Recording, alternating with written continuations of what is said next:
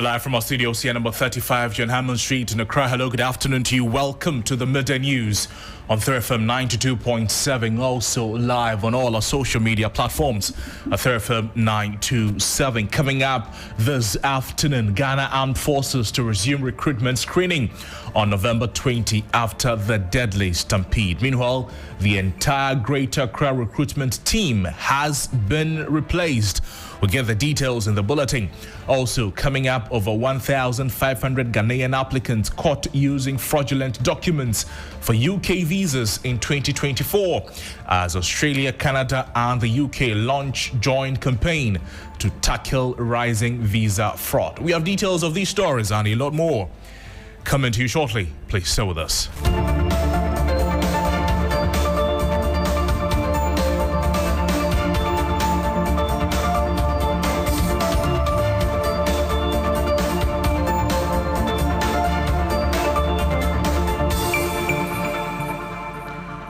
Welcome to the program. Thank you for joining us on our social media platforms. You can leave a comment there and we'll be glad to share them with the rest of the world. Let's begin the bulletin from here, shall we? The Ghana Armed Forces says the suspended 2025-2026 recruitment screening exercise in the Greater Accra region will resume this Thursday, November 20. The exercise was halted last week after a deadly stampede that claimed several lives. This time, the Ghana Armed Forces is rolling out new safety measures to prevent overcrowding, and the screening will no longer be done at a single point. Instead, it has been expanded to 8 sub-centers across 5 military locations, and they include 2 centers at the Elwak Stadium, 2 at Nicholson Park in Burma Camp, the Air Force Base also in Burma Camp, 2 centers at Tradok in Teshi, and the Eastern Naval Command in Tema. Qualified applicants will be processed in batches of 600. Each person will receive an SMS with details of their reporting date, batch number, and designated center. The Armed Forces is encouraging applicants to also keep checking the recruitment portal for updates. Now, those who do not receive a text message by Thursday are being asked to call the Ghana Armed Forces helpline on 0256 405 104. I'll take the number again, 0256 405 104, or send a WhatsApp message to 0256 405 154. A WhatsApp message to 0256 405 154 for assistance. The military is also stressing that friends and relatives will not be allowed into any of the screening centers to avoid congestion. Meanwhile, the Board of Inquiry is investigating the tragic stampede. As part of efforts to ensure transparency, the entire Greater Accra recruitment team has been replaced. New directors have taken over key roles, including Commodore F.A. Nyako, who now heads human resource. The Ghana Armed Forces has expressed deep regret over the incident and extended condolences to the bereaved families. It says all injured applicants will continue to receive free medical treatment at the 37 military hospital until they recover. Let's have a conversation on the back of this and speak with Dr. Emmanuel Adosuate. He is a security analyst on the latest interventions from the Ghana Armed Forces. Doc, good afternoon to you. Thank you so much for joining us. Let's start from this.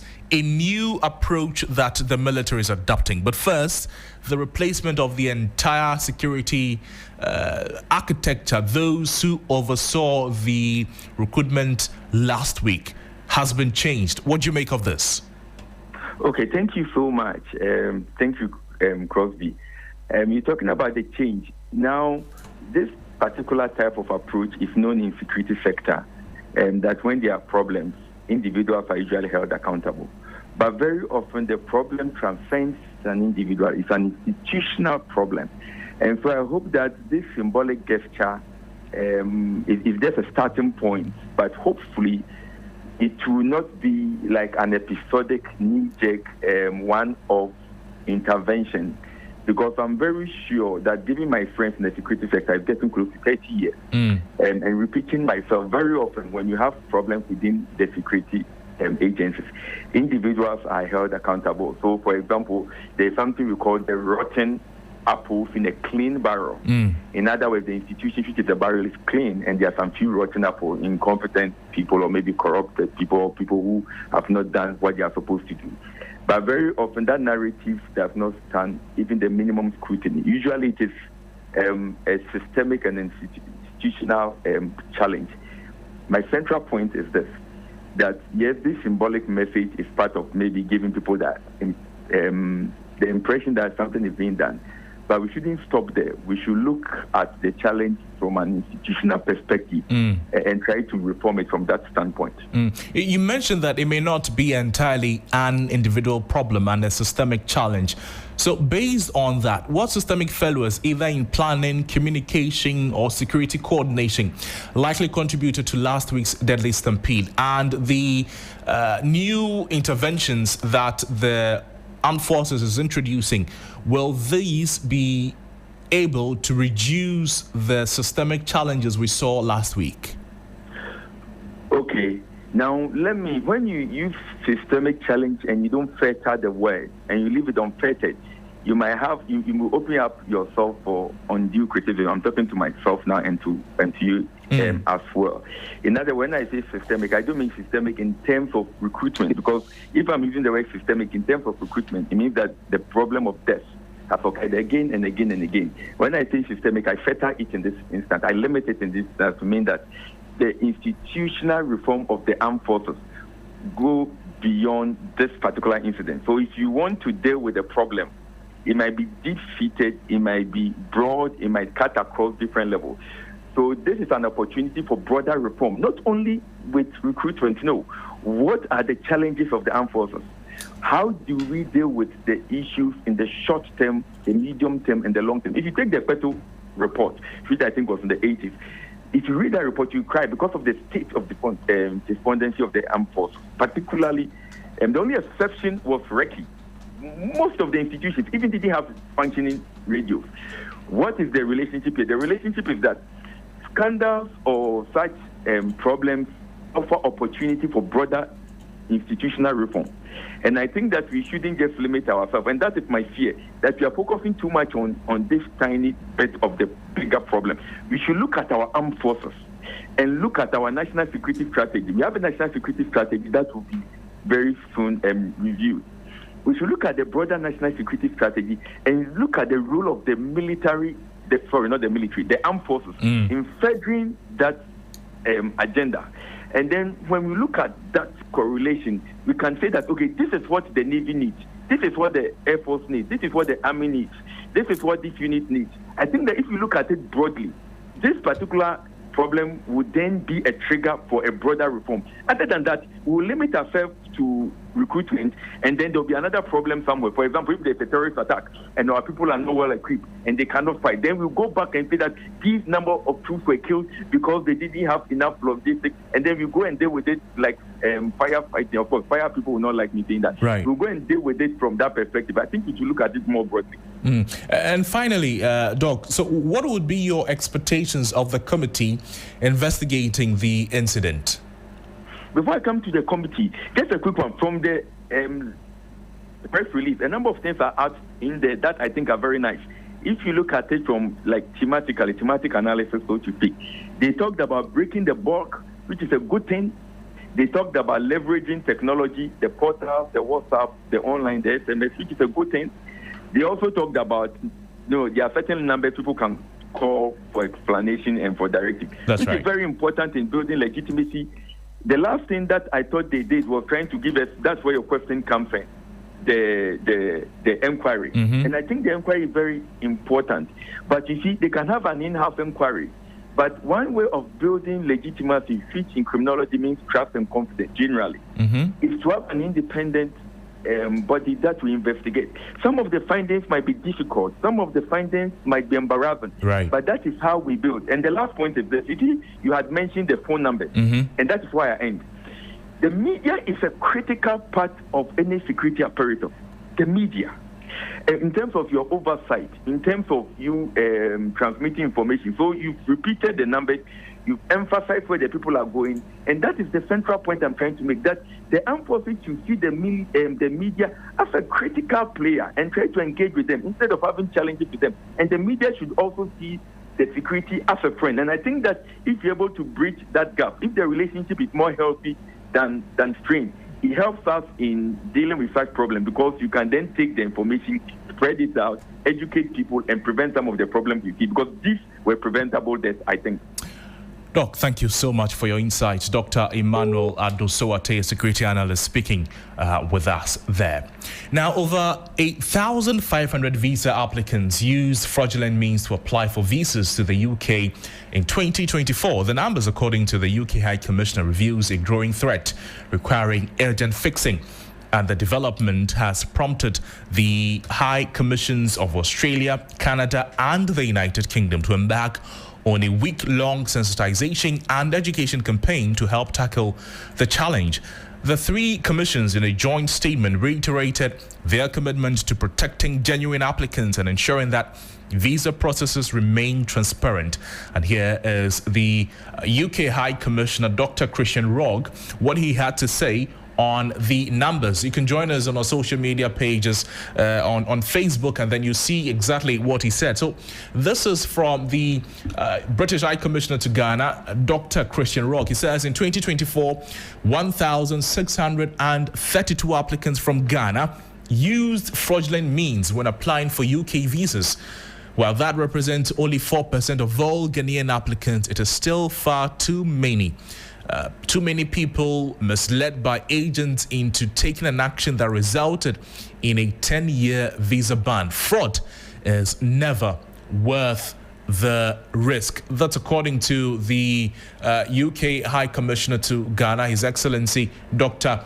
Christian Rogg. That's it from him. So this is what we know concerning the latest development with regards to the High Commissions in UK, in Australia, and Canada, prompting them to embark on a week-long sensitization and education campaign to help tackle the challenge. We'll be having a conversation on the back of this and speak with some fraud and security consultants in relation to the conversation. But in the meantime, while we'll try to work the lines to engage with the fraud consultant, the Tamale Metropolitan Assembly has today embarked on a major decongestion exercise in Tamale Central Business District to ease traffic congestion and restore order in the area. This comes less than 24 hours after TV3 aired a story about a failed attempt at decongesting the city in July this year. Unauthorized lorry parks and stations, as well as trading activities, were brought to a halt following the second decongestion exercise. And the exercise, which is the second in 5 months, it started as early as 6 a.m. with a joint task force comprising military and police personnel, city guards, and traditional leaders, as well as assembly staff. Major affected areas include the Central Market, Abuabo as well, and the main taxi station. They were all affected by this exercise. My colleague Christopher Amwako, he followed the team, and he will join us shortly with some more updates in relation to this exercise. But here are some of the traders speaking. Our problem is when you are in Tamale, may you come to Tamale, sit nearby the youth so that you and the youth can talk. I say not when I'm talking. They say Tamale chup, but not the Tamale food dealers or the market sellers. I can assure you, you take from Azoka place to MTN office, that is the road, one double road. But the way they are building in the petrol center, it can never do that. And the many people follow them, but they will not see. And the secondly, when you come to the STC yard there, before car will from STC yard come out, people will stand there more than 30 minutes before the car enter or the car come out before people can go. You understand? Now, Tama is growing. Many cars are enter. People they town. But I don't know why. One always when they come, they say market sellers. And the presenters in Tamale too, they don't learn their things. They don't call the million and ask them, oh, million, where are you going to find prepared distance? Please to the market sellers so that you will push them go there. And then the town to be free. They can't do that. They always title on the radio and then TV stations say that they to sack market dealer, the market dealer. Where are you a chief and you don't want people? Why you sack people to go out? They should go and chop what? You see, create people and find when you see Tamale here the road all Tamale station, Accra station, Kumasi station, they are all stand on the way. Why not you should find a place and send them to there? If you send nearest station to another place, people will follow them to go because what we are selling is a high things. If you are high no point our thing, you can't buy.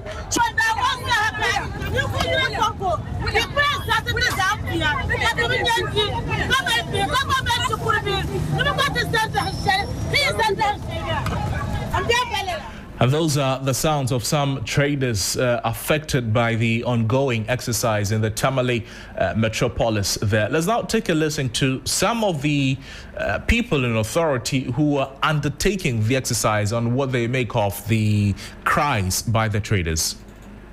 Very consistent in the point that whether or not alternative is provided, it's wrong for anybody to trade in the street.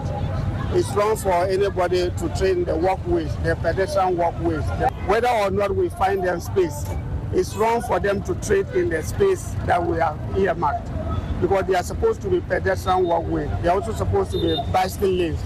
Those other places we named in our correspondence, the overpass, under the overpass, all those ones are forbidden. So it's a different ball game altogether talking about alternatives. And that's how come we indicate in our communication that there is a complaint desk at the Tamale Metropolitan Assembly. The Crime Service Unit is functional. So anybody with any complaint, reasonable enough to engage us, it is welcome. That's the voice of some of the assembly members involved in the ongoing decongestion exercise in the Tamale metropolis there. Let's go back to an earlier story, and this is in relation to the over 1,500 visa applications and applicants using fraudulent means to apply for visas in the UK in 2024. And the numbers, according to the UK High Commission, reveals a growing threat requiring urgent fixing. Although the authorities say that it represents only 4% of applicants, that number is still very high. And as such, the commissions of Australia, Canada, and the United Kingdom have together begun a week-long sensitization and education campaign to help tackle the challenge. They, in a joint statement, they reiterated their commitment to protecting genuine applicants and ensuring that visa processes remain transparent. Richard Kumado is a fraud and a security consultant joining us. Mr. Kumado, good afternoon to you. Thank you. What typically drives applicants to rely on fraudulent agents or documents during visa applications, and how does that ecosystem of fraudulent application using fraudulent document, how does it operate in Ghana? I've been part of some agencies that does background checks or investigations for some of the embassies. I'm aware of some of the guys, the nature of investigations they have done over the years and in recent times. People are desperate. People are also naive, and they don't know they can apply for some of these visas naturally by themselves. And there are also the other side of the coin where you have agencies that facilitate some of these applications for some of these people. Some of these agencies might use various documentations and various programs for the visa applications. Some even have connections in almost all our governments. And for that matter, they use international programs and lie to people and collect huge sums of money from them. And to the extent that the embassies themselves also have accountability regime where people come to audit and find out how many people have you received a visa and what are the reasons assigned and what are the implications. The agency have realized that the numbers have gone up. So we also have a wet cap in particularly coming in the U.S., and this agency wants to take advantage to raise awareness. And it's good they are raising the awareness by this time. But if you ask me, basically the baseline is that people want to travel at all costs. People are naive about it. People just don't know what to do. And some other people who have found capability are taking advantage of them to dupe them and to dupe the embassies as well. It is also important to say that the way these things work, it so presupposes that there might be people who work with some of these agencies within the embassy. So it's an entire ecosystem, and to have the High Commission come out to speak about these numbers is suggesting that we really have a problem on our hands. 1,500, that's just for the UK. The Canada, Australia, they have not mentioned the numbers. But if we're looking at these numbers, it reflects a systemic gap that is enabling the high numbers. What are the systemic gaps enabling such high numbers? One, visa application itself will have to be reviewed. The process looks a little bit frightening and complex sometimes. The embassies and the high commissions also have a responsibility towards their clients because they collect visa fees and they benefit from that. So this 4%, if you quantify it in terms of money they have collected before they refuse them, these monies are huge. So they also have a responsibility and a duty of care to educate the general public. But the gap is that people have to be educated, awareness has to be created, and people will have to be aware for using fraudulent. Mr. Kumado, unfortunately, we're losing you. If you could adjust your position so we can continue with the conversation. Now. Yes, it's better now, but you were making a point. Please continue. Saying is that unfortunately, Mr. Kumado, we're still going back to the challenge. If you're still with the line, we can try one final time, sir. And unfortunately, we lost Richard Kumado, but I'm sure he made his point, a fraud and security consultant, talking about the systemic challenge that is facilitating this and how much of a concern it is to the foreign affairs ministries in the country amongst other stakeholders we have. But this is still midday on 3FM 92.7, the midday bulletin on 3FM 92.7, also live on all our social media platforms at 3FM 927. We're going for a break. When we come back, we'll delve into other matters this afternoon. Don't go far. 92.7 3 FM. Hello, Ghana. It's a new year.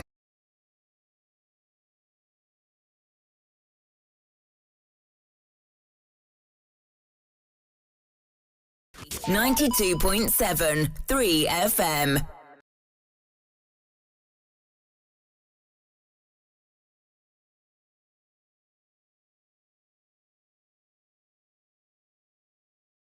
92.7 3 FM. 92.7 3 FM. 92.7 3 FM. 92.7 3 FM. 92.7 3 FM. 92.7 3 FM.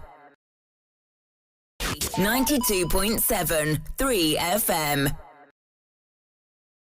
92.7 3 FM.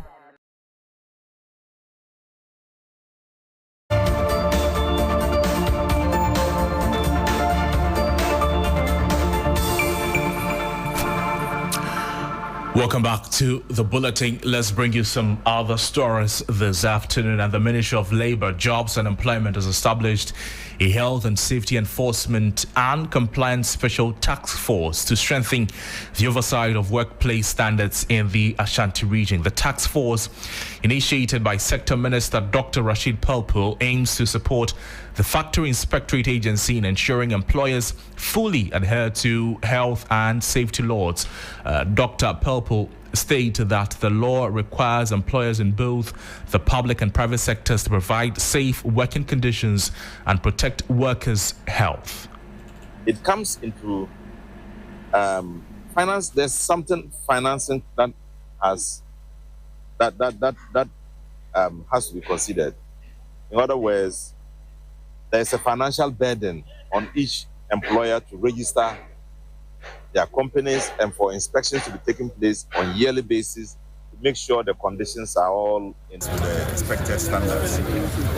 Now, having observed that, I realized that we have a huge country. I made a visit to the office and realized that the workforce there is very small, very, very insignificant. They can't even cover the rest of Accra.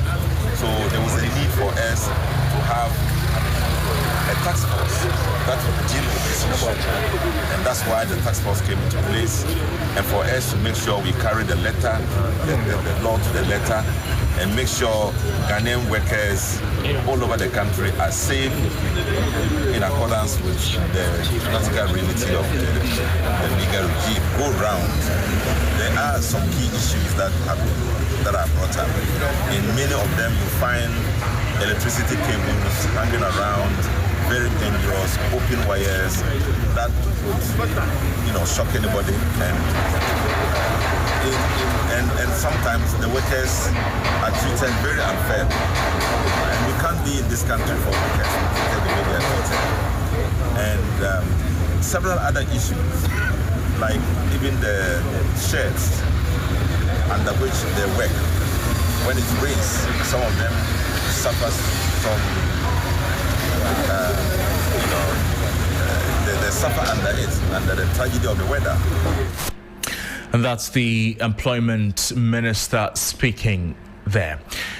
Away from that to some other stories, ranking member on the Local Government and Decentralization Committee of Parliament, Francis Asansubochi, is calling for urgent action on the provision of district-level housing facilities to attract essential human resources to underserved communities across Ghana. And Ghana continues to struggle with attracting and retaining qualified healthcare professionals, engineers, and teachers in hard-to-reach districts. Over the years, one of the most cited constraints has been the lack of decent accommodation in these areas, a challenge that has contributed significantly to staffing shortages in key sectors. Well, providing context to the issue, Francis Asansubochi, who previously served as Minister for Works and Housing, said the government must revisit the district housing scheme designed during his tenure, noting that it was developed precisely to address the accommodation gap at the local level. Had a very interesting and insightful presentation and discussion. There's one thing that I want to stress on is having the right requisite human resource for effective decentralization. The minister mentioned that you only have 10 special planners. How do you ensure that there is orderly development in our country if you don't have the special planners at the district level? I dare say that it may be even worse for architects and engineers. The primary reason that we don't have this human resource at the district level, one of them is accommodation. They don't have a good place to stay. They finish university with their colleagues, some get good places in Accra, but when they decide to go to district, they don't have any places, so they don't go. It's not only limited with architects, not only limited to planners, it's for all professionals. And that is why the health minister was complaining that we don't have health professionals, doctors in the less endowed districts. Francis Asansubochi speaking there. Now, before we go this afternoon, President John Dramani Mahama is set to swear in Justice Paul Bafuboni as Chief Justice today, after Parliament gave him majority approval on Thursday. Paul Bafuboni became acting Chief Justice in the month of April after the suspension of Justice Gertrude Tokonu, who is still litigating her removal as the head of the judiciary. And over 6-hour vetting at the Appointment Committee of Parliament gave Bafuboni 163 majority votes as against 69 from the minority NPP, who voted en bloc against the president's nominee. And President Mahama will this afternoon at 3 p.m. swear him in as Chief Justice of the Republic of Ghana. Well, the Ghana Police Service is also speaking this afternoon in a latest release from the police service. The service says that the Inspector General of Police has directed the release of the Queen Mother of Cole following an operation by some officers this morning. The IGP has further directed the Police Professional Standards Bureau to conduct investigation into the circumstances surrounding the operation, and any officers or officer found culpable will be duly sanctioned, according to the statement from the IGP. Meanwhile, security has been intensified in and around Cole to ensure the security and safety of all persons in the area. That's it for the midday news here on 3FM 92.7. There's more news on our website, 3news.com. My name is Noble Crosby Annan. Business news is up next. Have a great afternoon.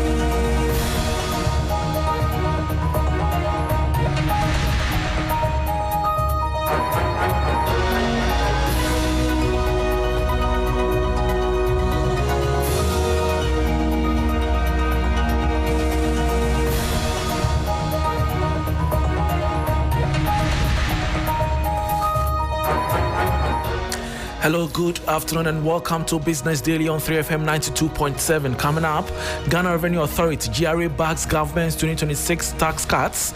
Acting Commissioner General says scrapping COVID-19 levy and reducing VAT will boost compliance and revenue mobilization. The 6%, which was the COVID levy and the Get Fund and NHIS, were not deductible. So we're actually adding 6% costs to businesses. Meanwhile, IMF wants Ghana far below its tax potential as new report shows Sub-Saharan Africa losing over 5% of GDP to untapped revenue, calls for cuts in costly tax exemptions and stronger domestic mobilization.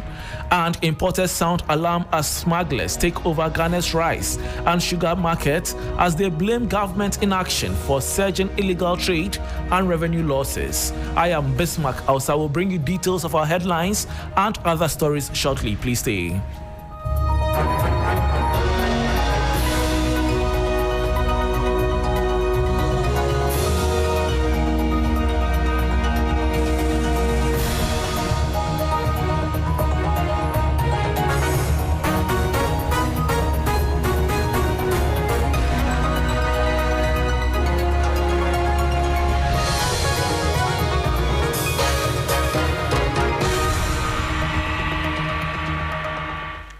Thanks for your company. Now to the details. The Acting Commissioner General of the Ghana Revenue Authority, Anthony Kwesi Sarpong, is defending government's decision to scrap the COVID-19 levy and review VAT downward in the 2025 budget.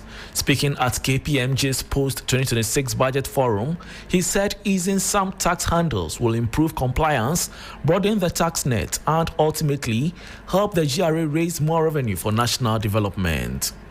You are paying tax on levies that you are paying to government. The implication is that it is a cost to business. But the worst of it was that the 6%, which was the COVID levy and the Get Fund and NHIS, were not deductible. So we were actually adding 6% costs to businesses. Government policy, we are saying we are going away from that. So no cascading. You can claim the full benefit as input tax, NHIS, and the Get Fund. So this is actually liberating the space for businesses. Your cost is going to go down. The 6% cost will go off, and therefore it allows profit to rise, all things being equal. Overall, when you look at all of this together, the effective rate today of 21.9% reduces to what?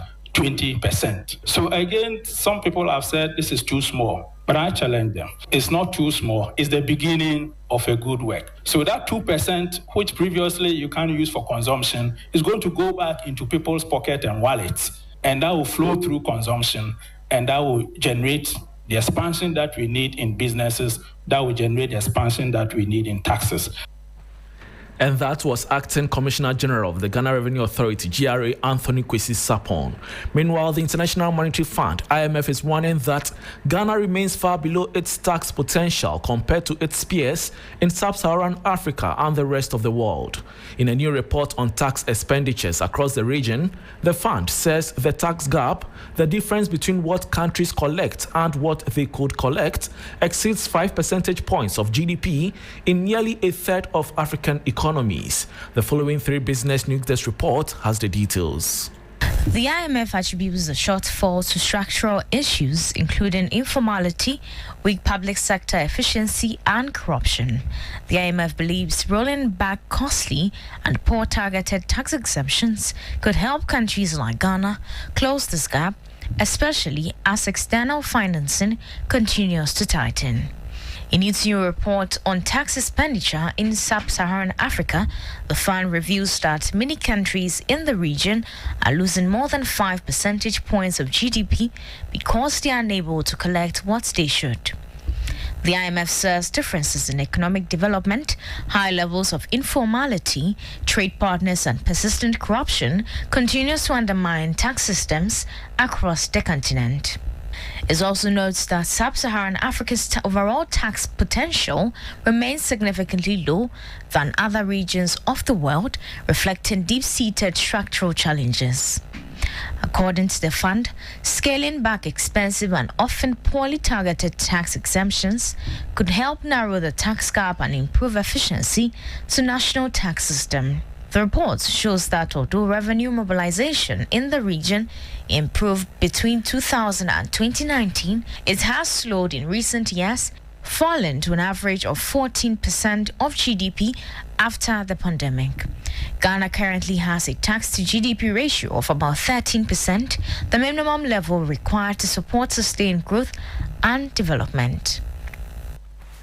And that was a 3 Business News Desk report. Now, PwC Ghana has issued a post-budget review praising government's 2026 tax proposals as a strong step toward revenue efficiency and economic growth. Meanwhile, it has emphasized the need for firm implementation to deliver the promised support for agribusiness, industry, and small businesses. The following 3 Business News Desk report has the rest of the details. On direct taxes, PwC notes the introduction of targeted tax incentives for agribusinesses, which it says will help improve productivity, profitability, and accelerate industrial growth. It also supports the new income tax rules aimed at ensuring digital and non-resident companies contribute fairly to the country's tax revenues.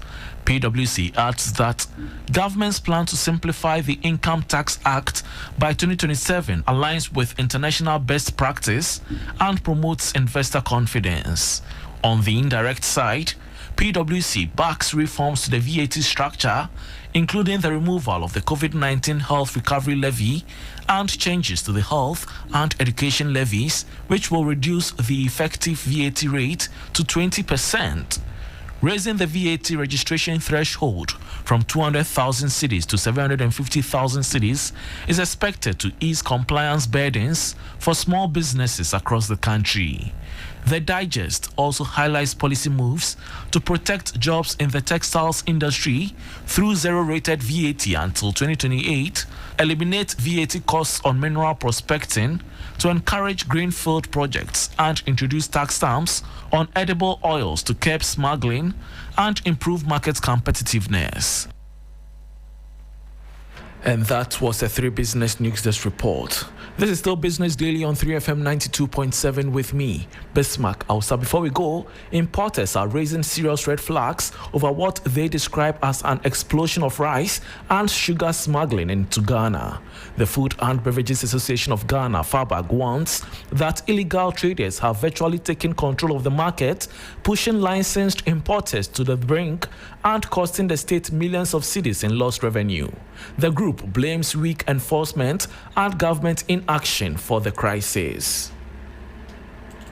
Importers in the country say smugglers have taken control of Ghana's rice and sugar market, warning that situation has reached alarming levels due to government inaction. According to the Food and Beverages Association of Ghana, massive volumes of rice and sugar are entering the country through unapproved routes, while Aflao and Elubo cited as major hotspots. The association says the illegal trade has virtually taken over the market, forcing legitimate importers who pay taxes and employ Ghanaians close to collapse. Fabag argues that the state is losing millions of cedis because of weak enforcement, bureaucratic delays, and what it calls negligence on the part of authorities. It also points to the significant duty gap between Ghana and neighboring countries, which it says continues to fuel smuggling. The group is calling for immediate intervention, including a nationwide task force, an overhaul of border operations and digital monitoring system at key entry points. It also wants full public disclosure of enforcement results and a review of tax and tariff to encourage compliance.